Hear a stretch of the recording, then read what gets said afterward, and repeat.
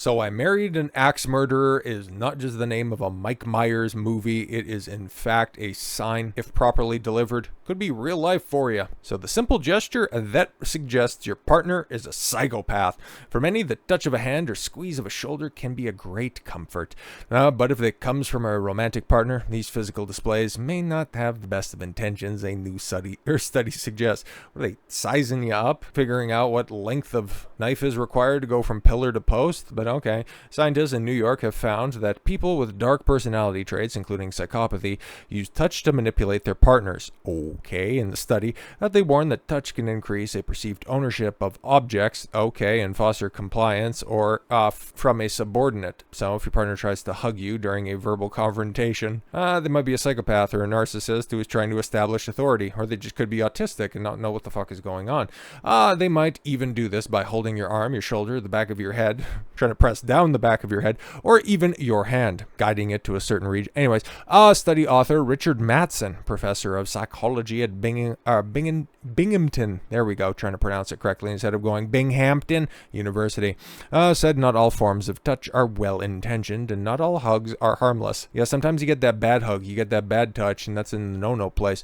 They can actually be used as a in the service of oneself. We were just talking about hands and back of heads, at the expense of the relationship partner. Oh, okay, cool. The team says touch is one of the major ways in which humans express love, but it is not necessarily experienced positively or used in good faith by all individuals. Examples of touch generally considered positive can be a hug from a friend, a squeeze of the hand or an arm around your shoulders, or more intimate forms of touch like hugs and kisses. But these can turn negative forms of touch depending on the people and the scenario, and they can be used as a form of manipulation or control. What we're looking at is the manipulative use of touch alongside an individual's preference to not be touched, said Professor Mattson. For the study, the team recruited 500 college students at the northeastern United States, and all over the ages of 18 and in a romantic relationship. They were asked questions about the overall comfort with being touched, the extent to which they would avoid from touch due to discomfort, and their use of touch in ways that aren't beneficial to the other person. They also completed questionnaires assessing their level of the three dark triad traits: psychopathy, narcissism, and Machiavellianism. They found both men and women with dark triad personality traits are more likely to use touch to manipulate their partner in a relationship, although these results varied by gender. Okay, who's worse? Okay, that's what I want to see before we punch out here. Men who are anxious about their relationship status were more likely to use a coercive touch to get the reassurance from their partners.